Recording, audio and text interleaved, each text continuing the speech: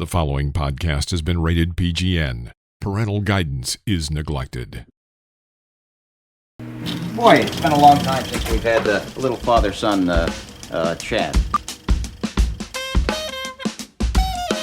I am your father.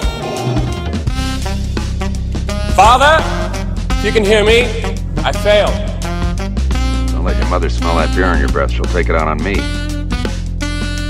I'm here with my dad. I know what you're gonna say, son. And you're right. You're right. Who is your daddy and what does he do? I've abandoned my boy! Hello, everybody, and welcome back to Parental Guidance Neglected. First and foremost, happy belated 4th of July. America. We did it. The holiday where we celebrate drinking and eating good food and other American traditions that we know and love. How we founded the country that we stole from the Native Americans. Wait a minute, that's Thanksgiving. Is Thanksgiving when we had a meal with them and then slaughtered them, or what? No, yeah, I think it's like is this the day we dumped the tea? We dumped the tea into the river, and at this point, it all just ends up blurring together, I think. Which one of the founding fathers was it that first set off a sparkler? Was there like was that? I think it was Thomas Jefferson. Was that Jefferson? I think that was one of his claims to fame. Sparkler in America. Yeah. I know you had a good 4th of July. Hint, hint. How's your weekend going, though, buddy? Since you go back, it's been good. Have you recovered from your festivities? You had multiple parties. I've made a full recovery from my festivities. No, things have been good. I told you yesterday, me and some buddies went to Mount Baldy the other day just to get out a bit. Okay, so for those not in the Southern California area, Mount Baldy is a popular mountain that people hike up, and it's not the tallest. It's certainly not the shortest, though. It's a good climb. In fact, I did it the weekend before Jackson did. And, of course, I went. Really? I didn't know that. Yeah, I hiked it the weekend before Jackson. I'm training for an adventure race this summer. And I went to the top, and took me about maybe 2.5 hours to get to the top. Jackson, how long did it take you to get to the top? Oh, the top. Yeah, the top. If you go to a mountain and you go to hike it. Yeah, a long time. It was pretty grueling. It was grueling? No, me and my friends drove up the mountain a little bit and then got out and just hung out by one of the little creek areas with the water. You mean the creek at the bottom of the mountain? That would be correct. The creek at the bottom of the mountain. Okay, yeah, that would be an accurate representation of where I was. So, would you really say you went to Mount Baldy, or would you say you went to a Mount creek Baldy? near... I just didn't. I didn't ascend it. You didn't ascend I was Mount in the Baldy. general Mount Baldy vicinity. Okay, so that's basically the theme of this show. Two generations. One climbs mountains. The other ones admire them from the creek at the base. Admire them from the distance. Yeah. Exactly. You've done enough mountain climbing in your time. I have personally seen him run up many a mountain. He can attest. Hey everybody, it's PGN Podcast, Parental Guidance Neglected. Two generations, Gen Z and Gen X, talking about. Is there a Gen Y? What's between Gen X? What's between me and you? Have we been over this? Millennials. So it went me, Gen X, then it went millennials, then it went you, Gen Z, and what's the new one? What's after Gen Z now? Is there another one yet, or are you still right now? Are you the bottom? Gen Alpha. Gen Alpha? They're calling it Generation that? Alpha.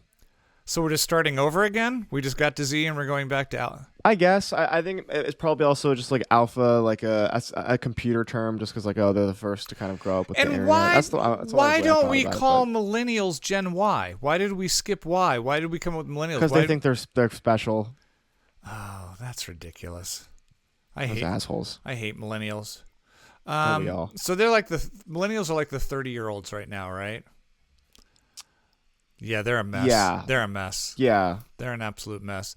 Do you see... We don't talk about them. Yeah, we don't. Do you see yourself aligning with your most thoughts of the Gen Z that you're coming up with? Or are you like, I don't know, man, our generation's a little fucked up? Or are you like, no, we're certainly better than millennials, or we're far superior than millennials? Or are you proud of your generation, Jackson?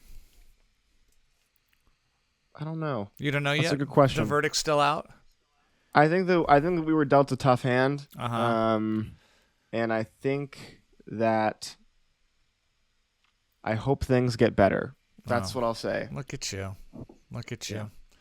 There's my statement on the current state of our generation. Yeah. I will let you know, we're not a political podcast. We're taping this on Sunday, and hopefully this will be up Monday because we got some timely reviews, and I know Jackson's got work to do on a set this week. But as of right now, we're still on Biden Watch 2024. The news changes every few minutes. Who knows if the guy's running or not? If he shouldn't? If he should? He came on stage the other day and he seemed like he was. He's pretty adamant. He's not going anywhere. I don't know. I don't know how many people are going to come out and call for this guy to step back. I don't know how I feel on any of it. And I'm not getting into politics. We just don't get into politics in general.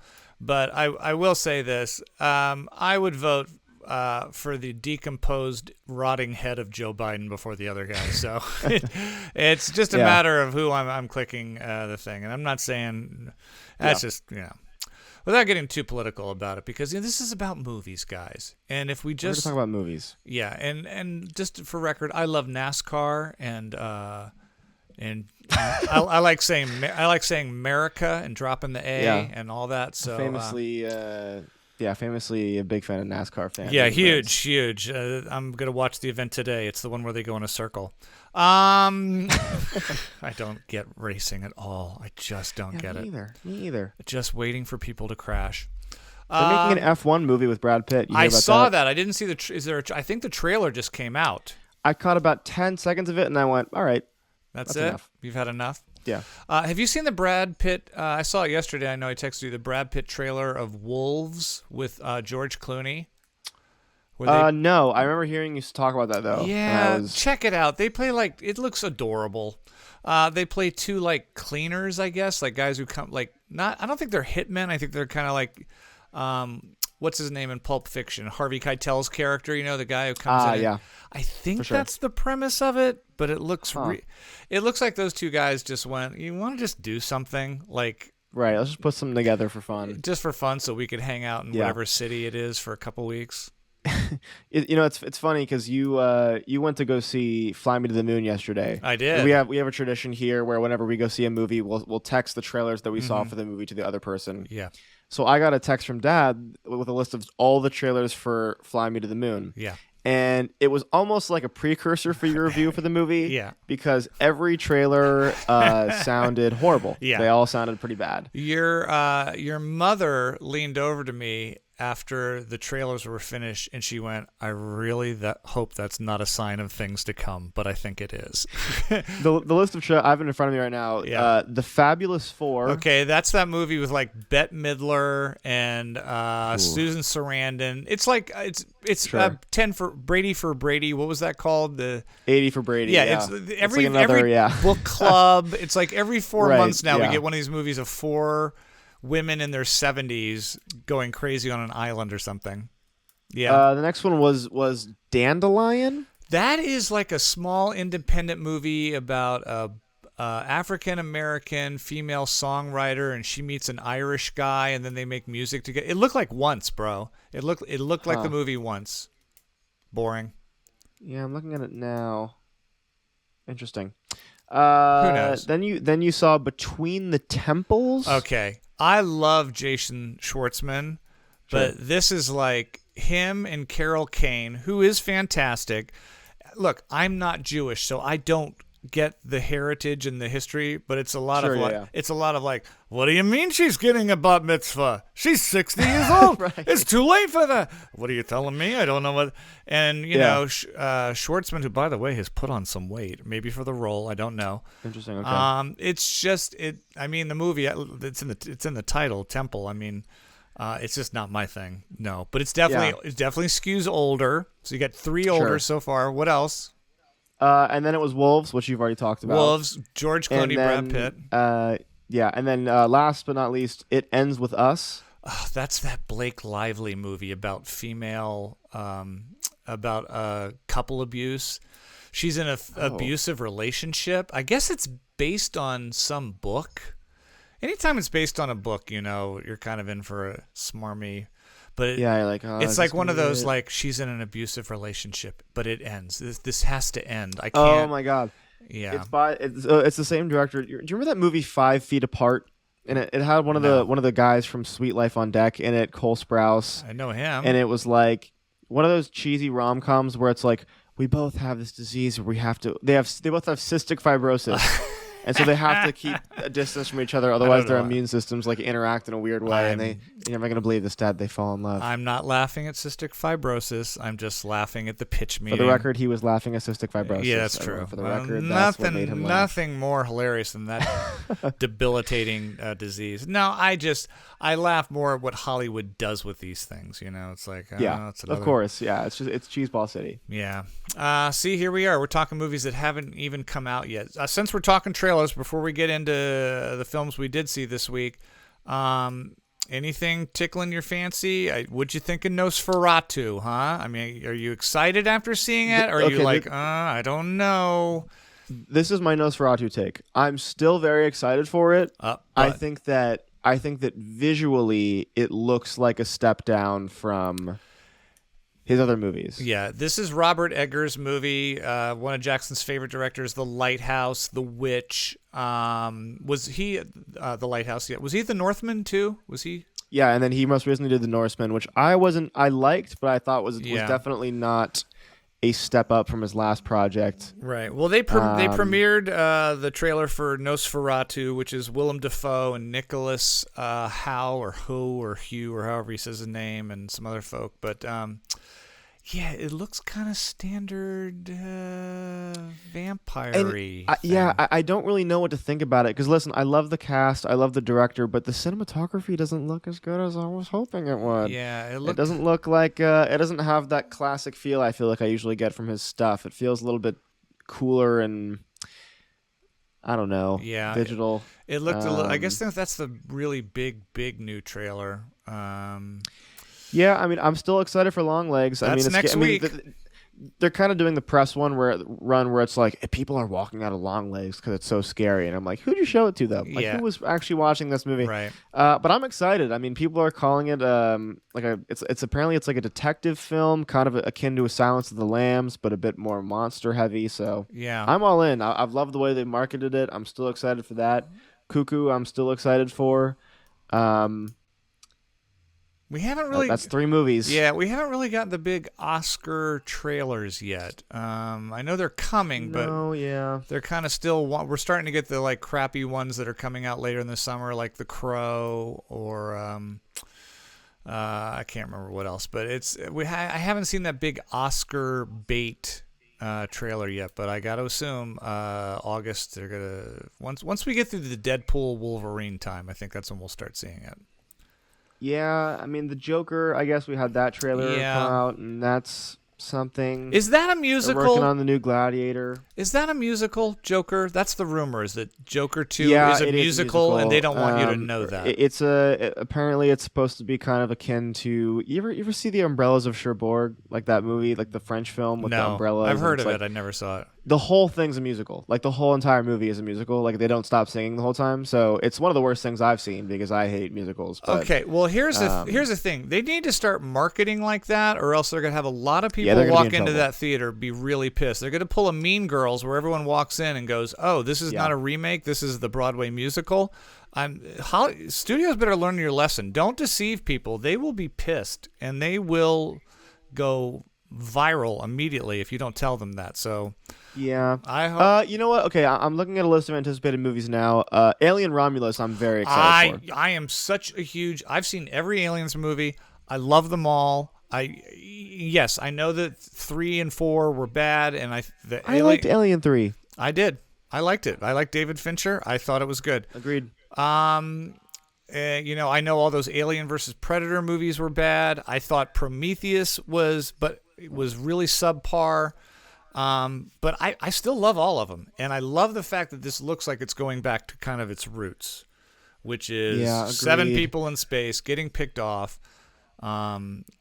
Instead of, not that I don't love Aliens, I love Cameron and what he did with that, but I love the fact that it's getting back to kind of a Ridley Scott feel to it. So I hope I hope it works, man. I really do. I mean, I'm looking. I mean, Trap. We have the trailer for Trap now. I can't say I'm excited for that, especially after his last attempt. I thought was pretty lackluster. What do you think about the big rumor about that film? For anyone who hasn't seen it's the kid. It's the kid. There has to be a twist. I think it's got to be, right? I mean, right? Like, if you haven't seen the trailer, it's Josh Hartnett from Black Hawk Down, who was supposed to be the next big thing, but has been floating around for years, and he apparently is a serial killer at a concert with his kid. He was also in Oppenheimer last year, so he had that's true. That's true. Comeback. And he's a serial killer, and he's at a concert, and the police are targeting him, and they're closing in. But there's such speculation that there has to be a twist, and everyone's saying that he's either covering for his daughter, or I think more realistically, maybe they're a team and they work together, like there's some kind of sick thing. I feel like it's funny because I feel like the most twist thing that M. Night Shyamalan could do at this point in his career is make a movie that has no twist. That's true. Maybe that's the twist, is that we'll be looking for one. Maybe the twist is that he's like, I don't even care anymore, man. We're just going to do a movie. Yeah. Yeah. He's an interesting filmmaker, man. I don't know if I've ever really connected with him on a level deeper than... It's pretty cool. I mean, I like Unbreakable. And I like Split. And then I like Split as well. And then he dropped the ball with the landing on that glass. Even Signs. A lot of people like Signs. I think it's a little silly. You know, aliens scared of water. All right. They're not scared of water. It hurts them. Then yeah, right. What about the happening? I mean, what about that happening with Mark Wahlberg, where it's the trees? The trees are coming after us. I never saw The Happening, actually. Okay. I should later on in the show, as we finish, we're going to do a little segment called Love It Like I Do, where we're each going to pick a movie for the other one to watch. Maybe I'll just switch mine to The Happening, even though I know it's okay. You sure? No, it's okay. 100% Yeah, no, it's totally fine. I think that maybe I actually have seen that one, and I'm just forgetting about it now that you mention it. So you know what's weird is I've picked a movie for you to watch, and there's a little part of me going, did I already have him watch this? I'm like having a You can ask me. Well, I will at the end. I'll have a backup. Yeah, when we get to the I segment, don't. you can ask. But I'm having a real senior moment where I was like writing down the movie, and I was like, did he already see this? Did I make him watch this already? I don't know. So, but I'm going to find out. I'm going to stick with it just in case. Hey, everybody, PGN Podcast. Let's get to it. We got lots of movies to talk about. Jackson's pretentious art house corner. And then we're going to force each other to watch a couple movies that hopefully they will love as much as we personally do. In fact, I've kind of been stalling a bit because I actually have not seen any new movies this week. That's fine. So you're going to be doing a lot of talking, but I'll have my art house corner to talk about, and then Love It Like I Do. No, it's all good. It's all, and I think you're going to have thoughts on all of this, and I'm going to ask you questions about them anyways. Yeah, and I think that I'm gauging this episode as like a, what should I see? What should I see and what shouldn't I see? I'm using you as my litmus test of what's worth it and what's not. Well, since we already talked about it and we teased it a bit, I did go to an advanced screening of the new romantic comedy Fly Me to the Moon, starring Channing Tatum and Scarlett Johansson. This movie does open next week wide, but did have a few advanced screenings this weekend. It's from director Greg Berlanti. He's best known for directing the comedy Love, Simon, which is kind of a little bit of an underground hit a few years ago. Channing Tatum plays Cole Davis. He is a wannabe astronaut who is relegated to running the Apollo space project after failing a physical, and is determined to land a man on the moon in the most dignified way possible. Enter Scarlett Johansson, who is a former con artist turned marketing strategist who wants to make sure to get as much product placement in on NASA as possible. So Jackson, think Tang and all the astronauts. I wonder if there's going to be some conflict there. Yeah, a little bit. And this film also stars Ray Romano, Woody Harrelson, and the Groundlings' Jim Rash, who I personally know and have worked with before, who, by the way, steals the show here as the commercial director. He always does. Yeah, he's fantastic here. Jim Rash, Oscar winner, who co-wrote the George Clooney movie. He won the one he's in Hawaii. Descendants. The Descendants, yes. So here's what I'm going to say about Fly Me to the Moon. I didn't hate it. Now, you can take... Really? Yes. You can take that for what you want. I went into this movie with low expectations, but I thought, you know what? I try to see everything. This really doesn't look like my thing. And I didn't hate it. Didn't love it, but certainly didn't hate it. Okay. I will say it took me a little while to settle into it. It's very cheesy at the beginning. But once I did, I was a little bit captivated by its charm. This is a charming movie, okay?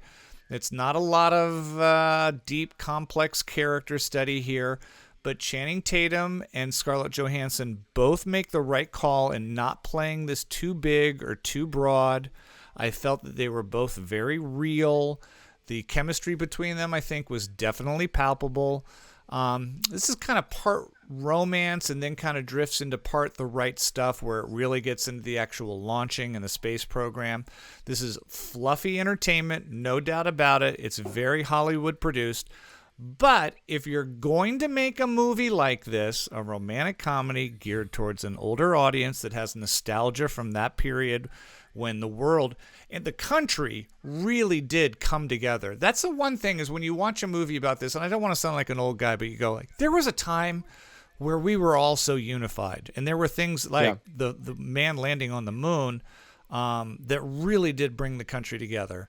And it makes you long for that a little bit since we're in such divided partisan times that there is a little bit of a throwback like that. So I'm going to be really fair to this film because I think its heart is in the right place. I think the performances are strong. It is cookie cutter. It is by the book. Nothing's going to surprise you. But I'm going to give Fly Me to the Moon a C. I think it's an average film. I think it's an average film. I certainly cannot go any better than a C. I don't see any reason to go any harsher. Better than I expected. Yeah.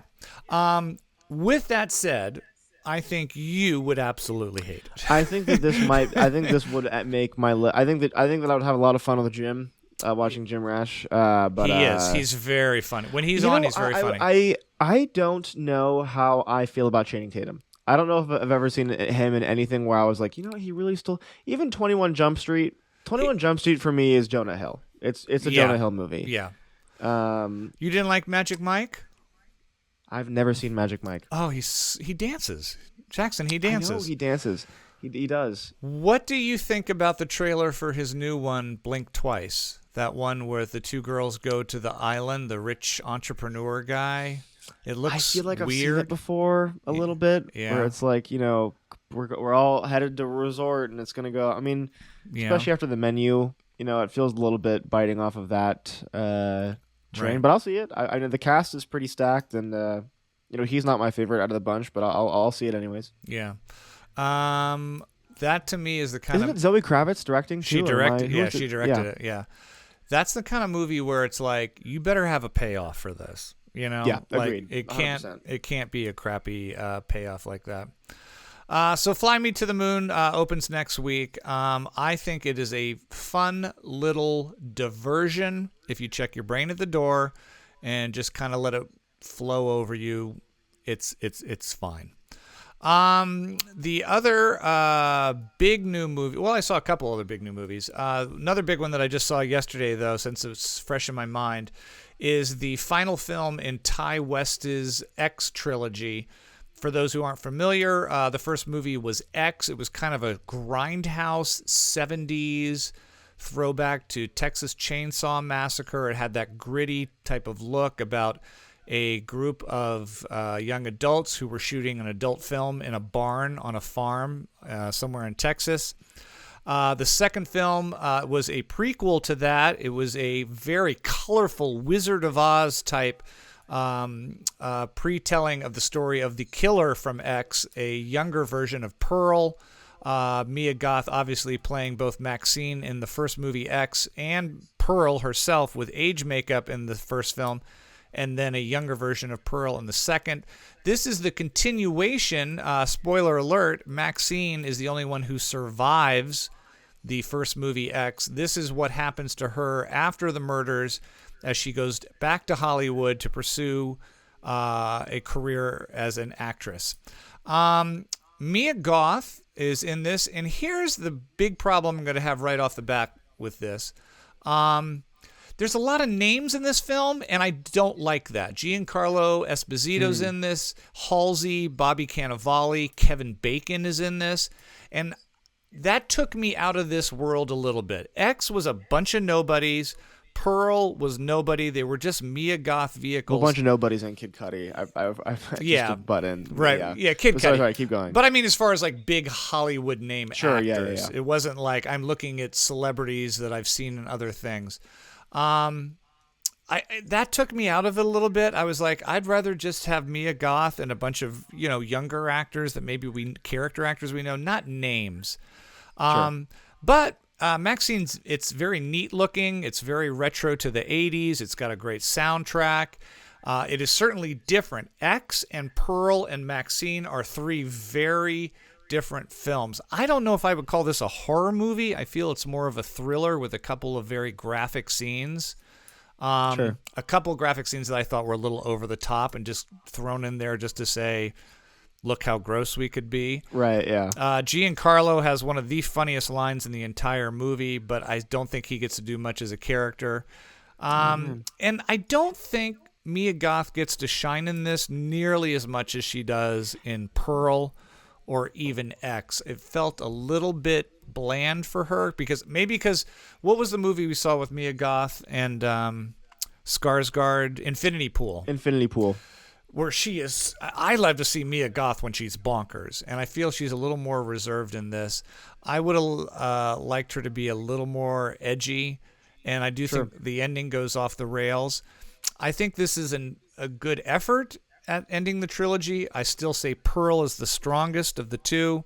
Yeah, that seems to be the consensus. I mean, I know that from a lot of people. Maxxine's getting pretty split reviews. I've seen people say that it's a pretty good final installment, and I've also seen some people that just are like, this is a complete departure from what we loved from the first two, and we want that whatever you captured in those back. Yeah. But what I want to hear your score, and then I want to hear you rank the three of them. I'm gonna give Maxxine a C. Fly Me to the Moon. Yeah, it's just as good as Maxxine. Just as good as that. The ending to this is pretty bad. It's very silly. It's very silly. If I'm ranking them though, I'm probably gonna go Pearl. I'm gonna go Pearl, X, and then Maxxine. I think X just edges it out. Again, I didn't need the celebrities. But people who argue Maxxine is so much different than Pearl and X, well, I would argue that Pearl is 100% different than X. I think the neat thing about the trilogy is all three movies are very, very different. And it's so easy to just repeat yourself and do the same thing. So do not go in expecting X and do not go in expecting Pearl. It's a completely different movie. Jackson, with that said, are you ever going to catch up with this trilogy? I know you saw X. Do you have any desire? Are you like, I don't think it's my boo? I'm gonna try to. I might. Maybe I'll watch Pearl in the next upcoming few days and go see Maxxine. I know that Brooke wants to see it. Some people will do that together, but yeah, it's just not my genre, and not in like a it scares me kind of way. It's just I don't really. It's entertaining for a bit, but I don't really leave. Feeling like, oh my god, what a great movie that was. So I've just never been a huge horror, or I guess more specifically slasher fan. Yeah. So I don't know. I mean, I'll give it a shot. I enjoyed X. I think it had the tough job of. I think it came out at a very similar time as Barbarian, which I thought was a way more unique and fresh take on the genre. Yeah. So it kind of lived in that shadow, but yeah.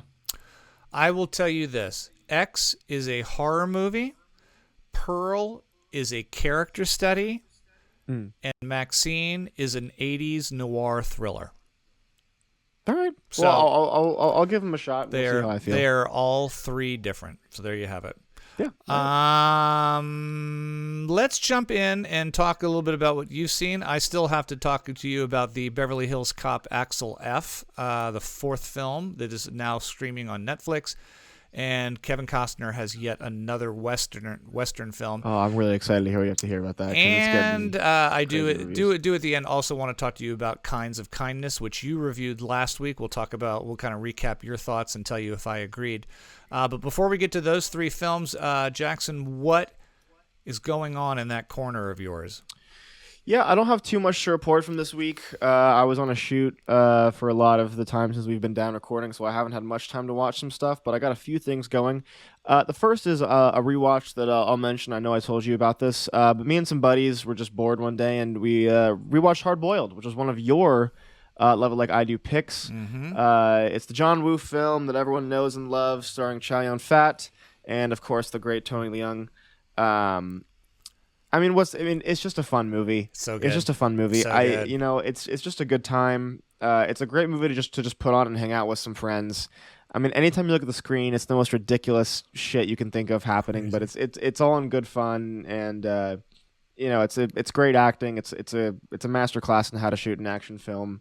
And there's a bunch of babies in a hospital they got to take out of, and it's awesome. I'm begging you, please go watch The Killer now. I know, I do. I really do need to go watch. Just The watch Killer. with the guys and a beer. It's really, it's really, really fun. Yeah. Better on its second viewing. The same. I felt the same on it. Yeah, I originally gave it a 7. I'd probably still give it a 7 now. Just a good fun movie. Good fun action movie. That's a 9. That's a 9, but it's all right. I know. The next one that I'll talk about. This is a movie that I've actually been recommended by a lot of people, including a teacher from last year. It's a debut feature film from director Lynn Ramsey, who is best known for her movie We Need to Talk About Kevin, with Tilda Swinton and John C. Reilly and Ezra Miller. Yeah. She also had a smaller, more cult film with Joaquin Phoenix called You Were Never Really Here that came out a few years ago. But this is her debut that takes place in her hometown, I think her hometown, at least her home country of Scotland. And it's called Ratcatcher. And it follows, I remember that. I remember that. Yeah. It follows a series of young boys, or more so one boy, after he accidentally drowns a kid in the river just outside of his house.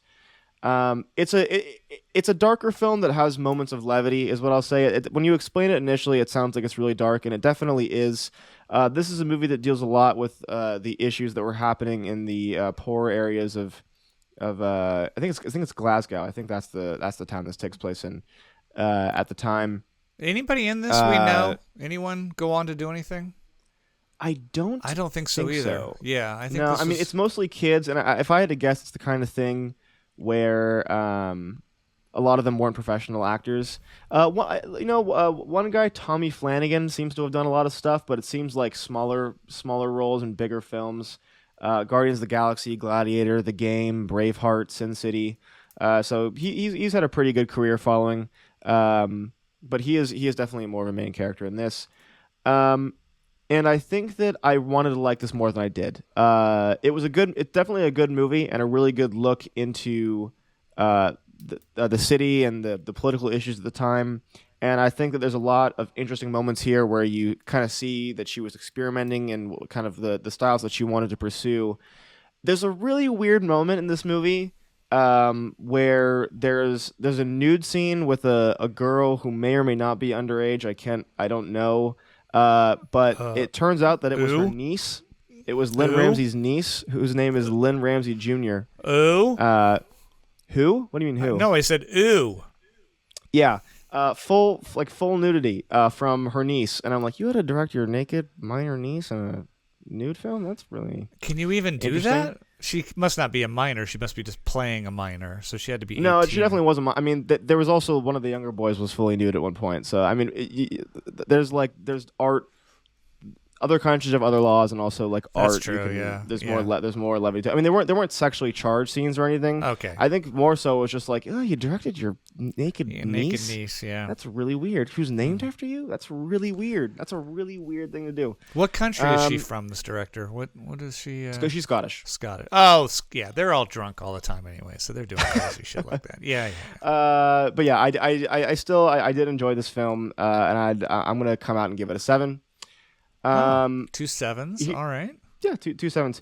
Here is where we get into the weeds. Oh boy! Everyone strap in. Listen, this is important. We all know that one of my favorite filmmakers, one of my favorite writers, is Paul Schrader. Yes. There's many of his films. I wrote a very, very long essay on his film Mishima just last year for class. First Reformed. His film First Reformed with Ethan Hawke. is one of my favorite films of all time. And I think it's absolutely Taxi Driver, brilliant. obviously Taxi. I mean, Driver. Taxi Driver, Bringing Out the Dead, Last Temptation of Christ, Raging Bull. I mean, he's got a hand in pretty much all the Scorsese movies that we know and love. But I've heard that First Reformed is kind of the first film in an unofficial trilogy that he has done in the last few years, where it's First Reformed, and then it's a film called The Card Counter, and then a film called Master Gardener, and they're all very Schrader-heavy films that deal with serious topics through like one big lead actor. Oh, I And didn't so me and realize. my friend were I like- didn't realize they were a trilogy. I thought they were all completely. It's kind of like a fan trilogy now because they're all very similar in tone, and it's kind of funny. All three of the main characters from each film all do these really long monologues where they're writing in a journal and they have like a cup of scotch next to them. Like it's very Schradery, but they all deal with very similar themes. I'll say of people who are. I don't know, dealing with more sinister things. I don't know. They just feel similar, kind of tonally. I love First Reformed. We all know this. I've seen First Reformed twice now. I think it's just a brilliant film. So me and my buddy were like, we should watch the other two, and I said, great. Now the Card Counter. The Card Counter is Oscar Isaac, right? The Card Counter, Dad, is Oscar Isaac and Tiffany Haddish. Oh, really? Oh. Tiffany Haddish. Not a fan. Yeah. I think Tiffany Haddish can be very funny sometimes. Right. I do not know why she was cast in a Paul Schrader movie. It is one of the worst performances I've seen in a film. Probably. Wow. It's really bad. Is she one of the pretty main? horrible. She one of the main people, or Yeah, she's the love interest. She's Oscar Isaac's love interest. Wow. So this is a movie, Dad. It's about a guy who he counts cards. He makes Right. money playing low stakes blackjack. And Tiffany Haddish plays a woman who's trying to kind of take him under his wing and kind of prop up in the gambling world. But what she doesn't know, and kind of an underlying theme of the film, is that he was one of the soldiers who was in prison for torturing people from the Middle East at Abu Ghraib. What do you call it? Abu Dhabi. Yeah, Abu Dhabi. Abu Ghraib, or there's a more popular name for it that I'm totally forgetting. This movie has some really interesting sequences where out of nowhere we are transported back to Abu Ghraib, and it is one of the hardest things I've had to watch, where you're watching these poor men be tortured at the hands of Willem Dafoe, who's also in this movie. Oh. So it's Willem Dafoe and Oscar Isaac just torturing these poor men in a facility, and it's really effective, and they do some really interesting camera tricks with it. And then they cut back to Tiffany Haddish. And then you go back to Tiffany Haddish, and it's like that was a really difficult. And then you're watching this, and it's just, what is going on? It's boring. It's confusing. Willem Dafoe is borderline wasted in this movie. It kind of saves it with a really interesting ending, I think. But man, it is. And Schrader directed this, right? Wrote and directed it. Yeah. Okay. The Card Counter for me, Dad, gets a 3 out of 10. Ooh. But the worst is yet to come, because there was one more movie. Master Gardener. Master Gardener. Who stars in this one? This is Joel Edgerton. And Kevin Hart. Yeah, Joel Edgerton. He had a smaller role in the Star Wars prequels. He was kind of like the younger version of... Hold on, let this police car pass. Yeah. He was kind of the younger version of Uncle Owen. Yeah, Edgerton's been around a long time. He's in a lot. Yeah, of he's films. been doing this for a long time. But this movie is all him. It's yet again another character study. It's Joel Edgerton and Sigourney Weaver is in this one. Okay. What is going on with the casting of Paul Schrader's department? He plays a gardener at a massive estate that is owned by Sigourney Weaver, and he is tasked with what do you call it? Taking Sigourney Weaver's niece as his apprentice in the garden. But throughout the film, through a crazy reveal that no one saw coming, he takes off his shirt when he's alone, and he is absolutely covered in Nazi tattoos. He was a Nazi the whole time. Who would have seen it coming? What? It turns out he was actually an ex-Nazi who was under... He entered the... What do you call it? The... when the FBI kind of takes you under their wing, and then they give you a new name. Witness protection. Witness protection. And so he's since reformed. And he kind of falls in love with Sigourney Weaver's black niece, and so it's this whole thing of like, I'm a changed man, and I want her to know that, but if I take off my shirt, she's going to see that I used to be a Nazi because I've got Nazi tattoos all over the place. Does he know you can have tattoos removed now? Exactly, right? or covered up, because he has a lot of them, but it's like one big chest piece and you would have been fine. You know, like one big chest piece cover up and you would have been fine. Yeah. And so there's that. But the biggest thing with this movie, Dad, is it's just so boring. Yeah. It just has nothing going on for it, I don't think. The ending blew. The plot was convoluted and confusing. None of the character choices made any sense. I didn't think that anyone was really that good in this movie. At least, First Reformed obviously has phenomenal performances from Cedric the Entertainer and Ethan Hawke. Even even the card counter has Oscar Isaac and Willem Dafoe to back it up. This movie is really miscast. Wow. Miswritten. Some really hard dialogue scenes, which is really shocking coming from a master like Schrader. And overall, just disappointing. I am not excited for his newest film, which is supposed to be premiered at Cannes last year and stars. Who does it star? It is the guy who played Elvis and Priscilla, and he was in Saltburn. Oh yes, I know you're talking about. Oh, Canada is the name of the film. Huh. I'm not excited for it. It's getting kind of slammed. It's got Richard Gere, Uma Thurman, and Jacob Elordi in it.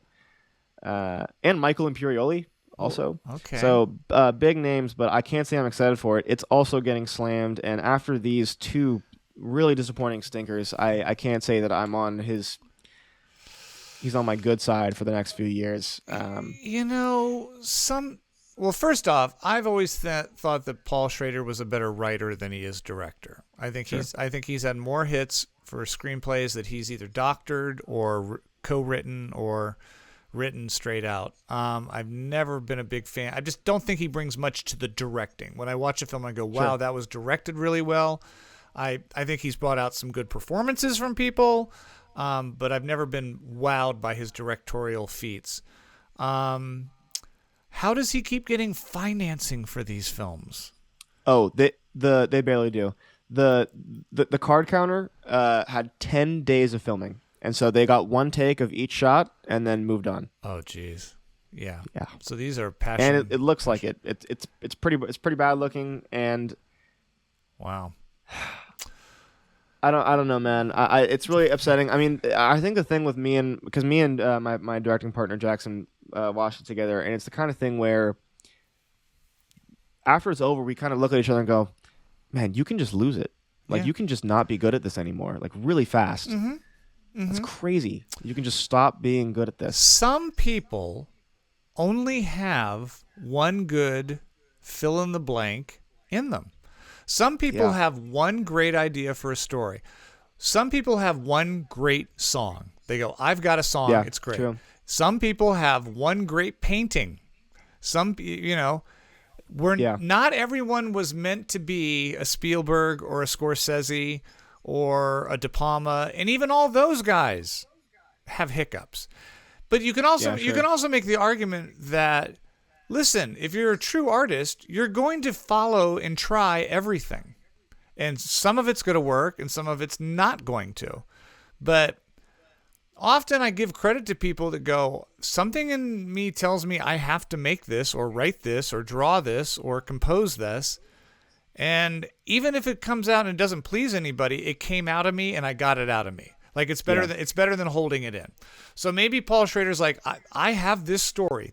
I've got to do this story. I don't know if this is entertaining. I don't even know if it makes sense, but I got to do it.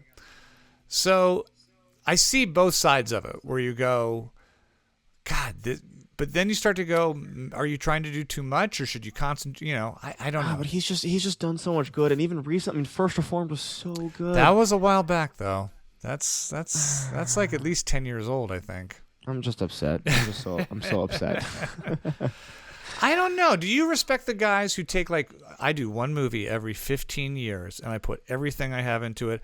Or are you like, no, I want to keep making movies. I love being on the set. I'm going to tell stories. And maybe 4 out of 5 of these are going to suck, but maybe one of them will be great and they just keep making them. And there's two schools of thought when you look at it, I think that respect both. I think that I align more with the people who just keep making movies. Right. There's a great, I think I mentioned this in the podcast before. There's a great Kurosawa quote that Scorsese talks about a lot, where he says that, like, when Kurosawa was on his deathbed, basically, he had this quote where he was like, I feel like I'm finally starting to understand what this is all for, like what filmmaking is about to me. And I love that, like that idea of like, even as you grow and get older and older, and some like Scorsese especially, who's been doing this for forever, and even recently I think has been very effective in doing his job, of like, I think that I'm finally just understanding, or I'm constantly learning more things about what we can do here.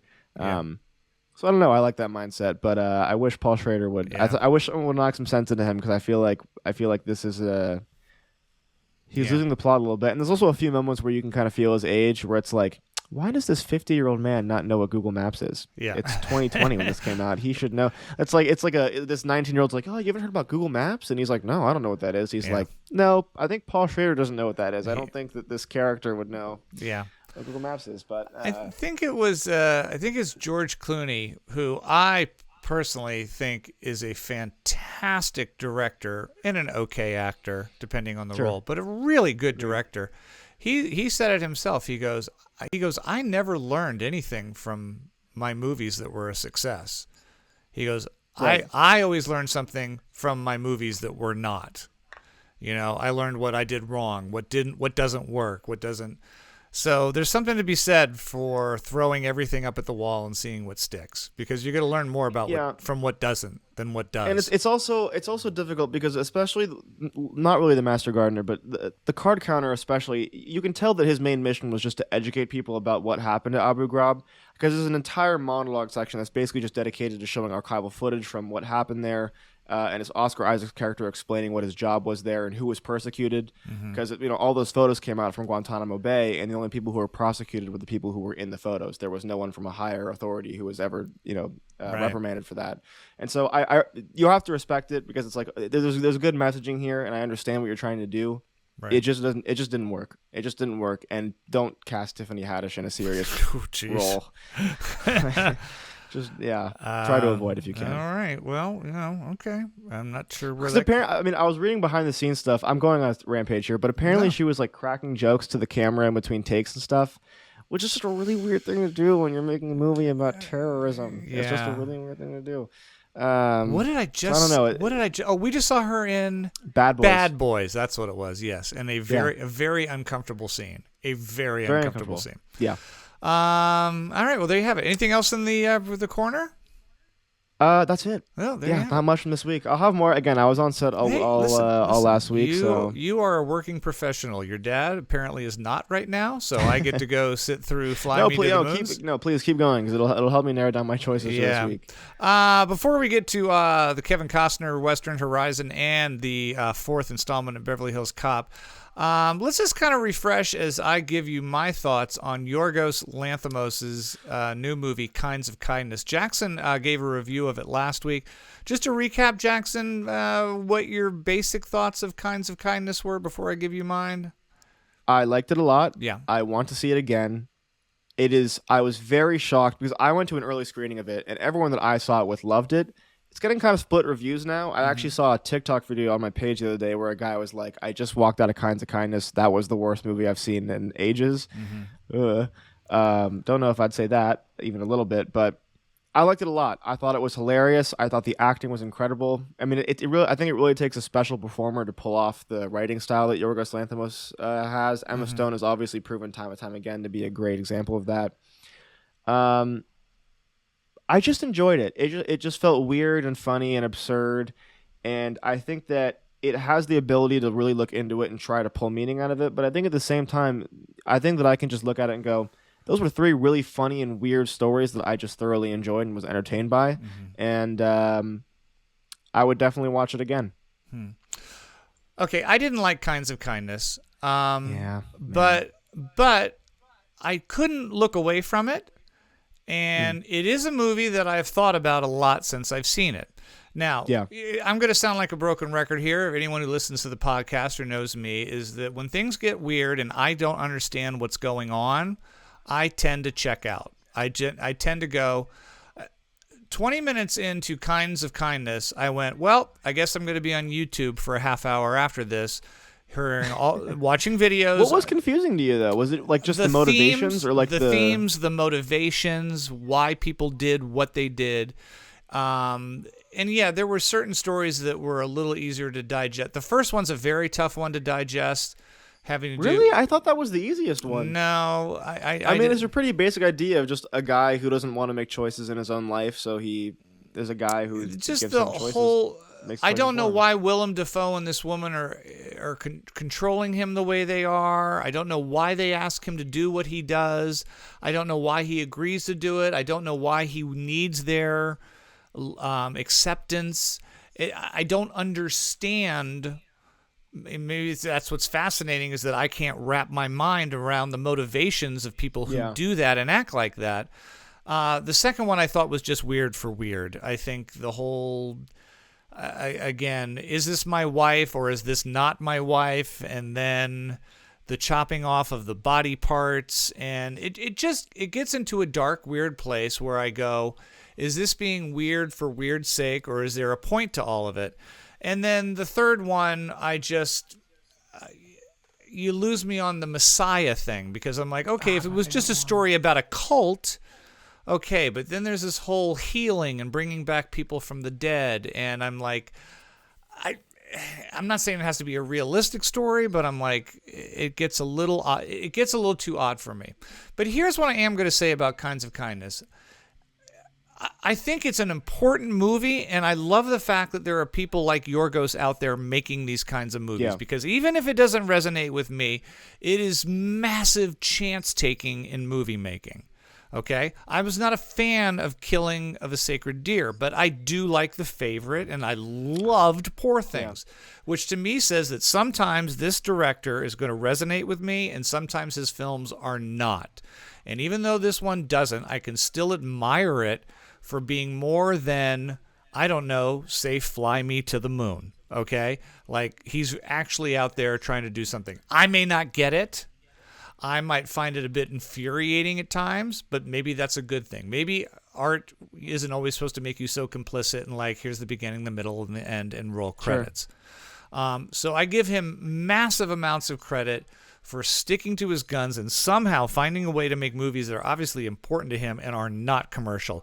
Because I haven't checked the numbers, but this is not going to be a commercial success. Yeah, no. My audience was filled, and they were quiet. I mean, it was... Really? And I'm almost positive the line that you're talking about that had you laughing so hard comes from the detective in a police department.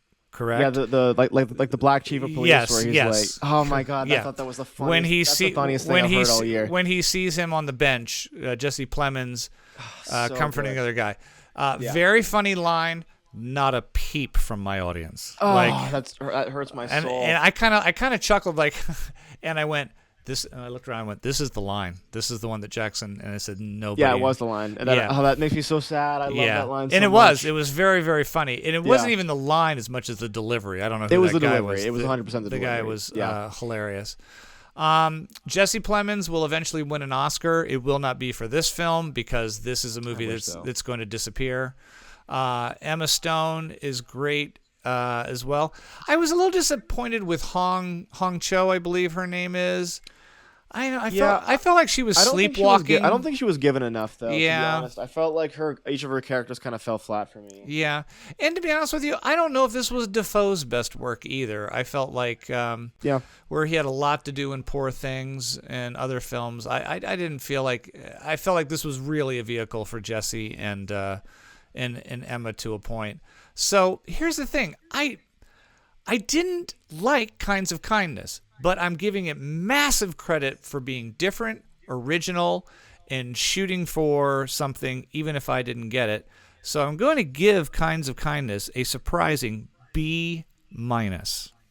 Okay, yeah. Okay. This is just a sentence from a review I was reading the other day, just online, that I think really made things come together for me.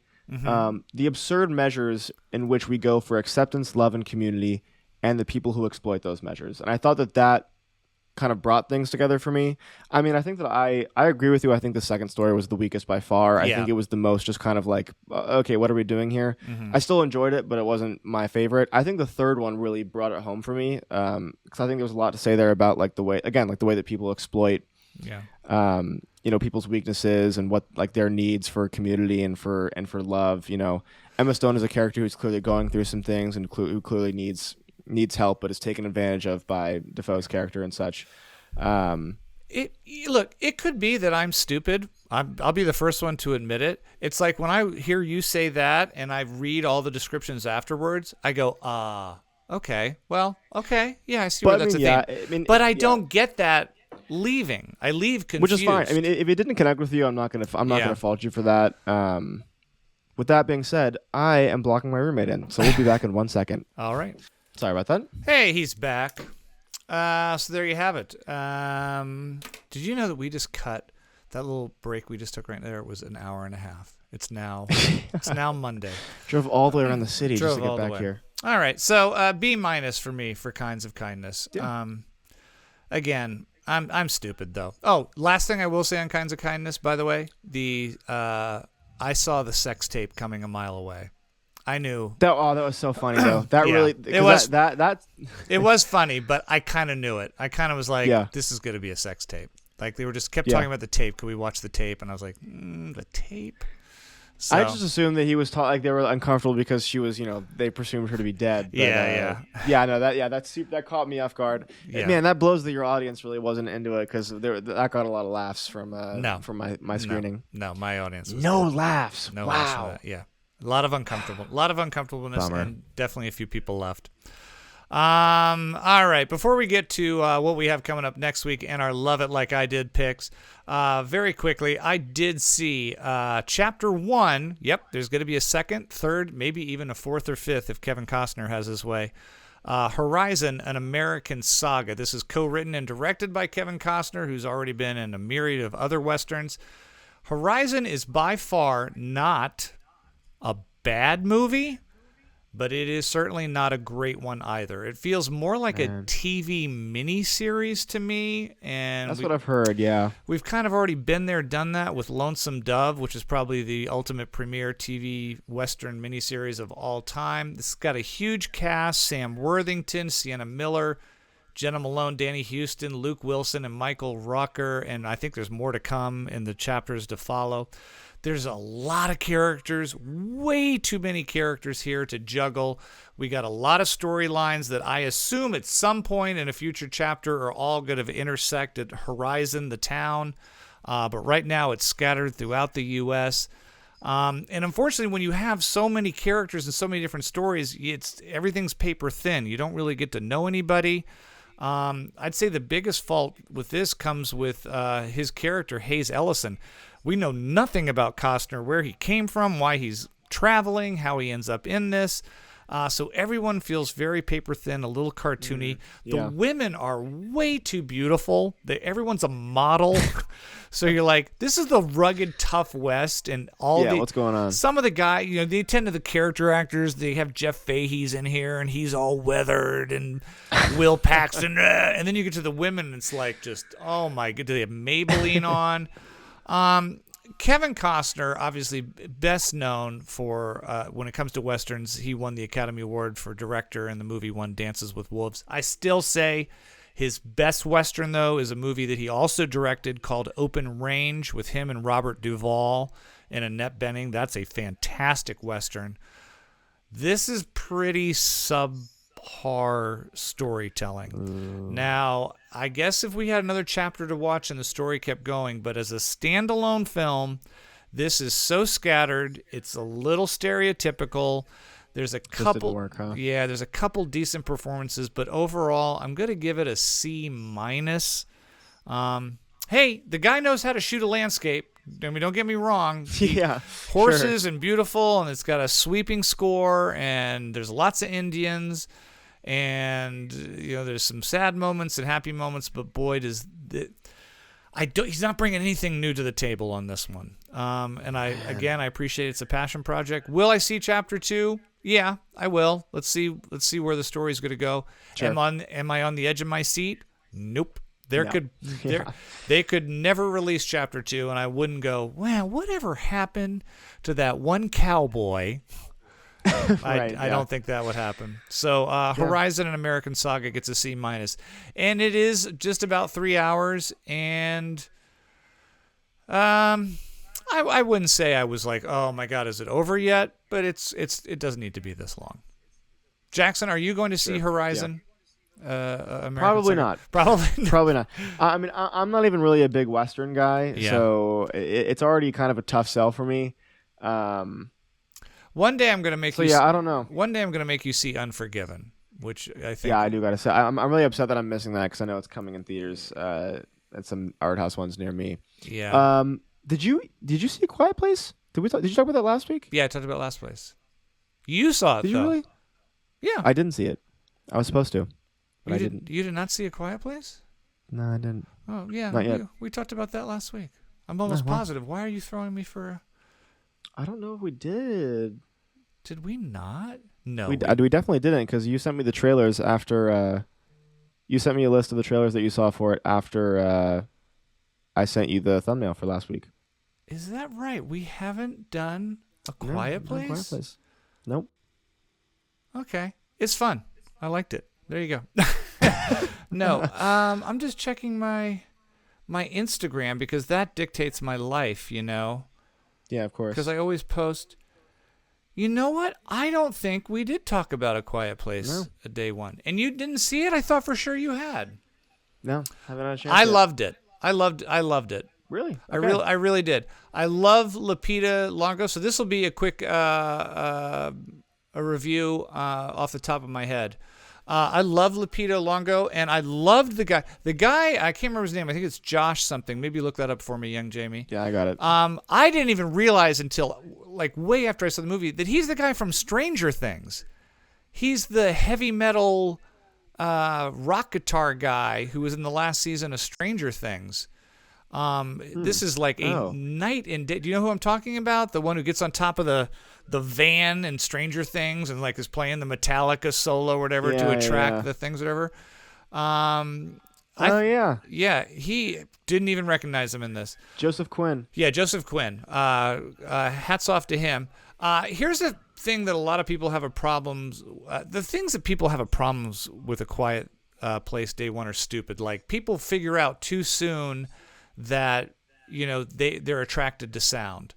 I'm like, first off, if something is coming at you and you find a place to hide from it, the first thing you're gonna do is shut the fuck up. Okay, so it's not like it's not like everyone's out there experimenting, going, let's keep yelling and try to scare them. At some point, you're gonna go, if I'm sitting in this closet and I'm not making a sound, it's not coming after me. And after about 10 minutes, maybe put 2 and 2 together, just shut up.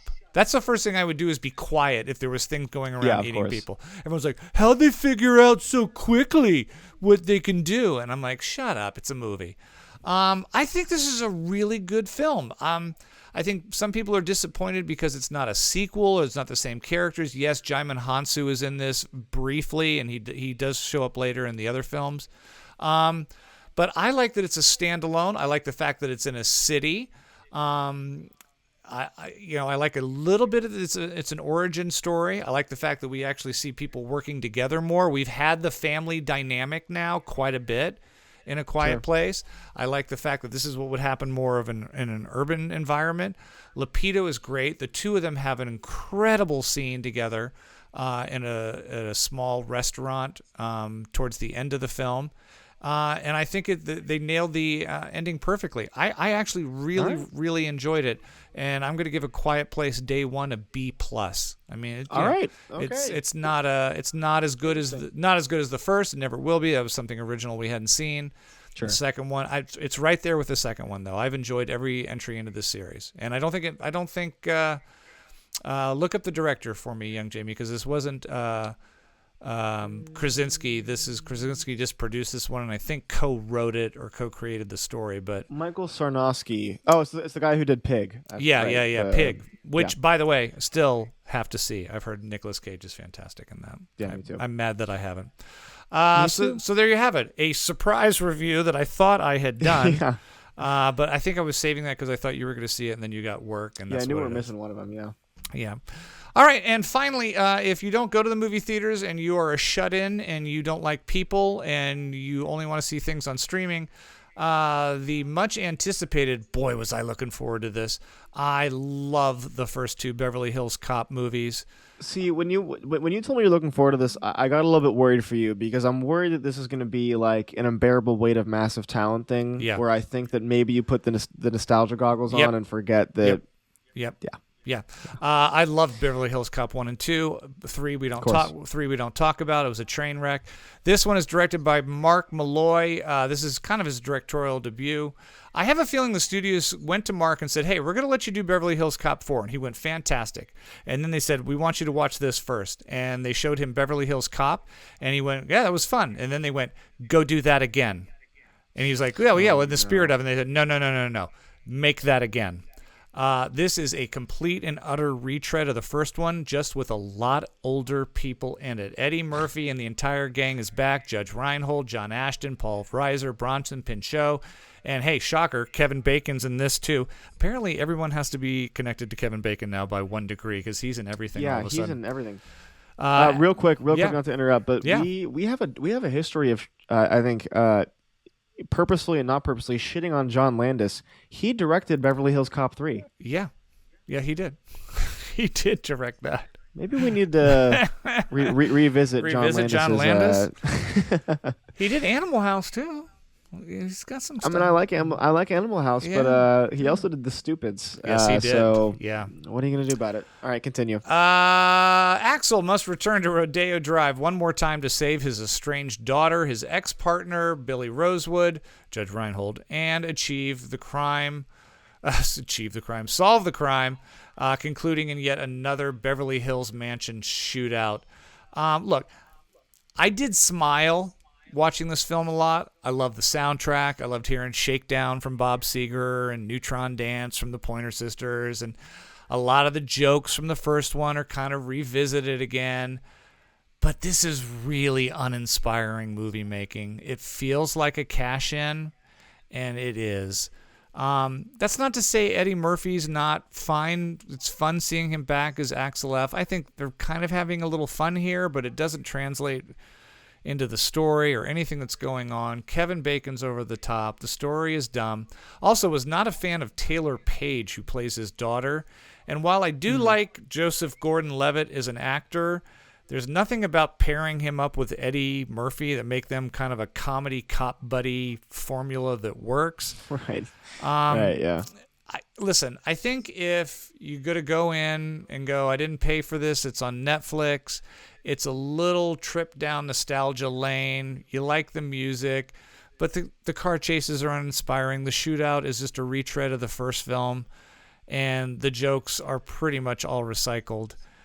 It hurts me. It hurts me to give Beverly Hills Cop Axel F a D+. Yeah. I'm sorry. The heat is not on anymore. Oh no! I just wish they had done something you more hate to see inspiring, but it's Yeah. the same thing. Eddie Murphy. Yeah, there you have it. So there it is, ladies and gentlemen. Those are our reviews for the week. We're not going to go crazy here. Next week, here's what you have to look forward to. The aforementioned movie Dandelion is coming out. That's some A24 movie about a couple singers. There's a new documentary on HBO called Faye about Faye Dunaway we may check out. Still playing in theaters. There's the small independent movie Thelma with June Squibb. And Daddy-O is still out there with Sean Penn and Dakota Johnson stuck in a taxi cab, I think. The big movies opening next week are a small foreign film called Touch, which looks like a bit of a retread of The Notebook. There's some early Oscar bait with a movie called Sing Sing. That's Coleman Domingo, who was nominated for an Oscar last year. That looks to be, I think, a bunch of prison people putting on I heard some good things about this, actually. I'm excited for this. Yeah, so Sing Sing's a possibility. Kill is playing out there right now, and I'm going to go try to see that, definitely. That's the Indian movie. It's all in Hindu, but they're calling it John Wick on a train. It looks like a bloody good time. Fly Me to the Moon is opening next week. You've already got an early review from me on that. I'm sure Jackson will be there opening night. Of course. And then, of course, Long Legs. That is the much anticipated, at least with Jackson, horror film that is still starring, but they do not show him in the trailers, Nicolas Cage in Long Legs. And speaking of Nicolas Cage, it is time for the Love It Like I Love It. And since we're talking about Nick Cage, I picked a Nick Cage movie.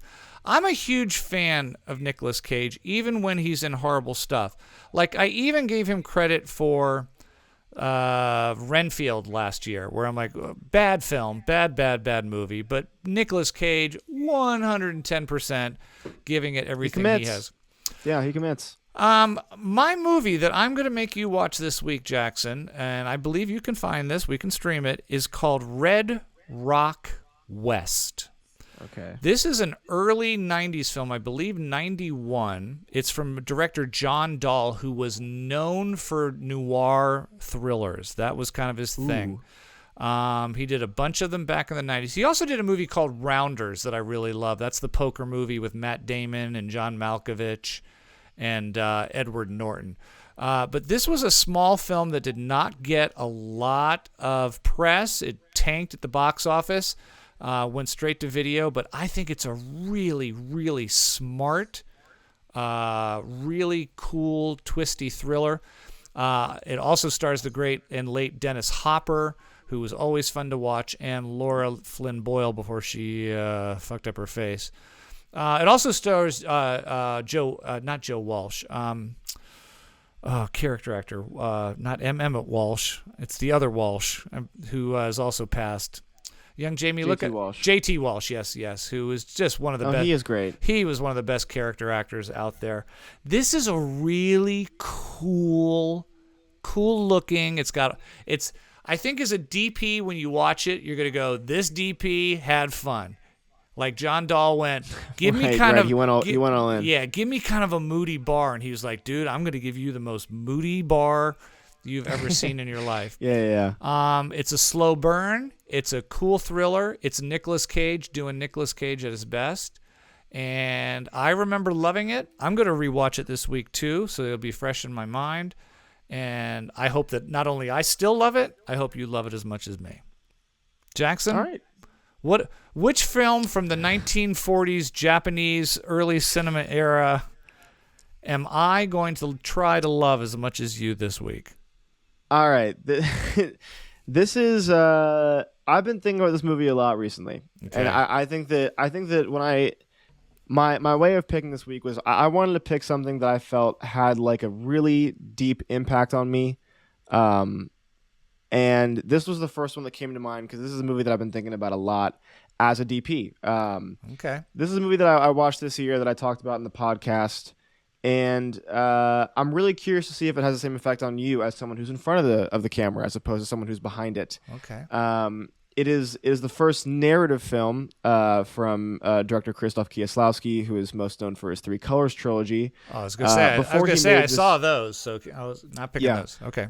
Before he made this movie, he was a documentary filmmaker, and this was his first foray into narrative filmmaking. And it makes sense because it's about a man who lives in a small town who buys an 8mm film camera, and it kind of documents his descent into filmmaking and tackles topics about what's okay to film, what's not okay to film. Is just kind of the power of filmmaking in general and how much power there is in capturing something on a camera. Sometimes good and sometimes not so good. But I've been thinking about this movie a lot recently, and I think that it's something that I've said before. I think that every DP should watch this. Period, because I think it's important that we think about that all the time. But also in an era when everyone has a camera, right, attached to their hip on their iPhone, I think it's something that we should all watch and think about. So I'm going to be recommending you the movie Camera Buff. Camera Buff? I have not heard of that. It's one of his earlier films, so it's not as talked about, but I'm really attached to it. All right. Okay. So I am watching and what country is that from? I want to say, Poland. Poland. So I am watching the Polish film Camera Buff, and you were watching the 1991 noir thriller Red Rock West with Nick Cage. It's the perfect matchup. It really is. Yeah, you can't make this up. We're the only podcast where you could find that matchup. That is what makes the PGN podcast so special. Of course. I'm actually going on another podcast this week. I'm going on my good buddy Jimmy Pardo's world famous podcast, Never Not Funny, where I, of course, will be discussing our podcast. We'll probably get that Pardo. We're looking for that Pardo bump. Sure. After next week. His son is also a big movie aficionado, so I'm gonna be very curious. One of the first questions I'm gonna have for him. Probably not as much as me, though, right? Yeah, probably not as much as me. Although he's looking at your school, I think he's a junior in high school. I think he's looking at there and USC and the usual suspects and all that. So because I think he might be thinking about film as well. But we'll have to see if we get that bump next week, because I mean we're already gonna get a bump because people want to hear my thoughts on Camera Buff. Well, I mean, everyone's gonna want to know what you have to think. Everyone's gonna want to know that. And all right, so we will be back with our thoughts on those two films. As well as Long Legs and a bunch of other things at the theater as well. Please follow my son, Jackson Burns, at Jackson N. Burns on TikTok and Instagram and the X. And you can follow me at Regan.Burns Regan.Burns on Instagram. And please follow us on Instagram at the PGN Podcast as well. We like the likes. Subscribe to our YouTube channel. Get notifications. And all that jazz, at some point, neither one of us could be so busy that we will add. And you know what? Follow us on Letterboxd as well. You can see some of our you can see our reviews of films on there as well. I give little synopsis of films things that I don't even mention on here. And Jackson always has a funny quip or two about something that he was forced to sit through at some point during the week. Anything else, Mr. Burns, before we sign off? I think that's it. All right. For those of you watching on YouTube, I apologize that Jackson doesn't have his earbuds in. He doesn't know where they are. I lost my AirPods. So he's probably going to Amazon right now to order a new pair. I hope that didn't deter from your enjoyment of watching us. And until next time, we will see you then. Have fun at the movies. Love you, buddy. Love you too. Bye, everyone.